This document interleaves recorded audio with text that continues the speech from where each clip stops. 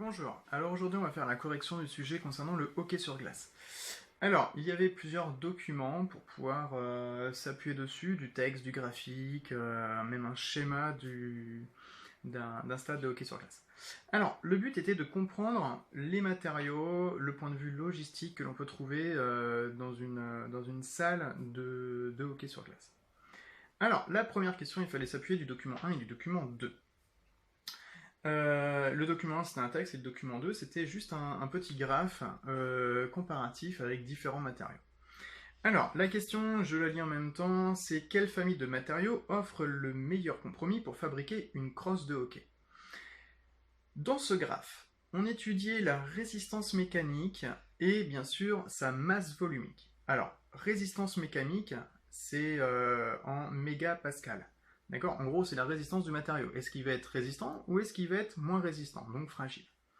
Ensuite, la masse volumique, c'est le kilogramme par mètre cube. D'accord? Vous prenez un cube vide, voilà, c'est la masse. Voilà, kilogramme par mètre cube. Donc on va dire, on va étudier le poids par rapport à la résistance. En gros, on va étudier ça. Le but de hockey, c'est que le hockeyeur il puisse avoir sa crosse qui résiste et qui soit quand même léger dans l'ensemble.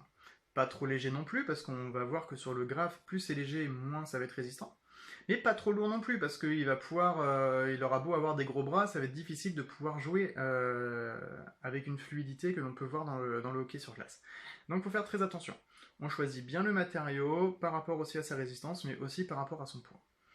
Concernant le bois, on pouvait voir que le bois pouvait être plutôt léger dans l'ensemble, mais par contre n'était pas plus résistant que ça. Donc, à voir si on le prend ou pas, mais je pense qu'on va pas forcément le prendre. Ensuite, il y avait les polymères. Les polymères, ce sont des matières plastiques. C'était dans l'ensemble moyen niveau poids, hein, on était à 1000 kg par mètre cube, donc c'est plutôt quand même dans l'ensemble plutôt bien. Mais par contre, on ne dépassait pas forcément les 100 mégapascales de résistance.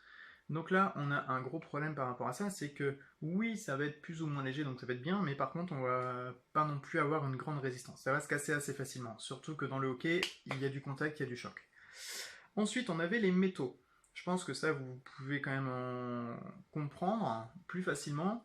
Les métaux, c'est lourd, c'est résistant, ça je suis d'accord, mais c'est très très lourd.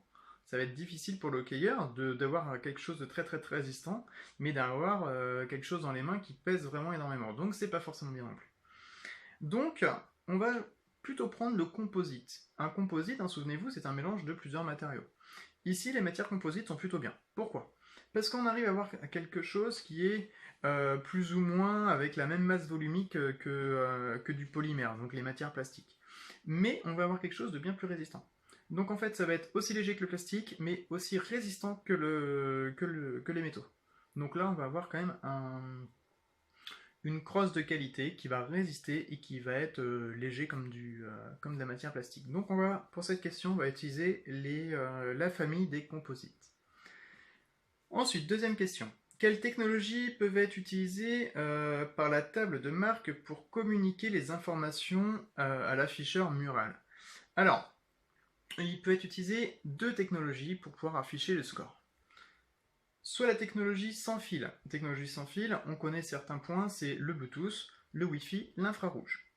Bluetooth, Wi-Fi, c'est par des ondes, l'infrarouge, c'est de la lumière qu'on va envoyer. Ensuite, on va aussi avoir la technologie filaire. Lui, par exemple, ça va être la fibre optique ou du câble électrique classique. Voilà. Donc là, deux technologies complètement différentes. Ensuite, pour la question numéro 3.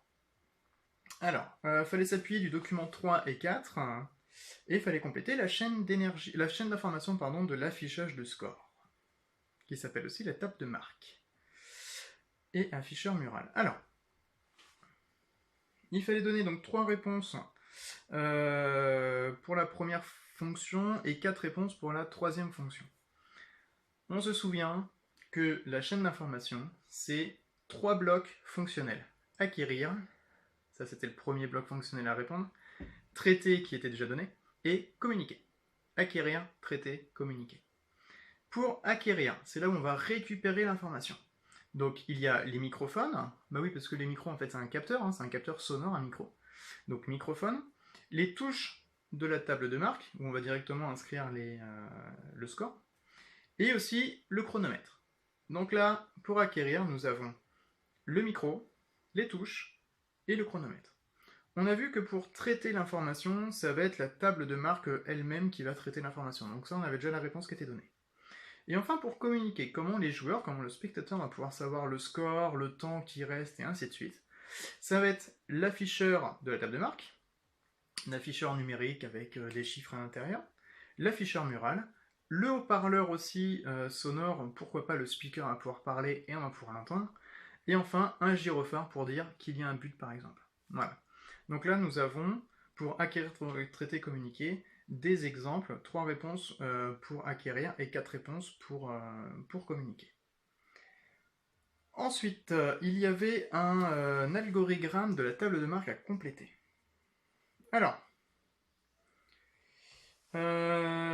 pour donc en dessous de la deuxième question, hein, c'était marqué, on va faire plutôt la première question.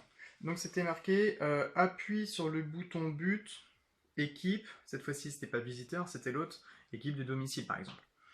On va mettre le chronomètre en pause. On arrête le temps, ça sert à rien, on a marqué un but, on arrête le temps que tout le monde se replace. Et ensuite on va activer le gyrophare, comme quoi il y a eu un but de marquer, et le haut-parleur pour le speaker. Ok. Et après, donc le score local est à plus 1. Et on va faire exactement la même chose avec, c'était quand même assez simple comme cet exercice, avec l'équipe visiteur lorsqu'il a marqué un but. Le chronomètre, on va le mettre en pause, encore une fois. Ensuite, on va activer le gyrophare et le haut-parleur. Et enfin, le score, on va mettre score visiteur plus 1. Voilà. Donc si on part de 0, ça va faire 1, et si on part de 1, ça va faire plus 1 à chaque fois. Ok. On va incrémenter, c'est-à-dire qu'on va faire plus 1, plus 1, plus 1, plus 1. Voilà pour cet exercice. J'espère que ça vous a plu dans l'ensemble. Vous avez vu, c'était pas très difficile à comprendre. On voit une partie concernant les matériaux, une partie concernant la chaîne d'information, et enfin une autre partie concernant un algorithme à compléter qui est quand même assez simple parce qu'il y avait le modèle qui était à côté concernant le visiteur. Donc c'était plutôt simple dans l'ensemble. Voilà, j'espère que ça vous a plu et je vous dis à une prochaine.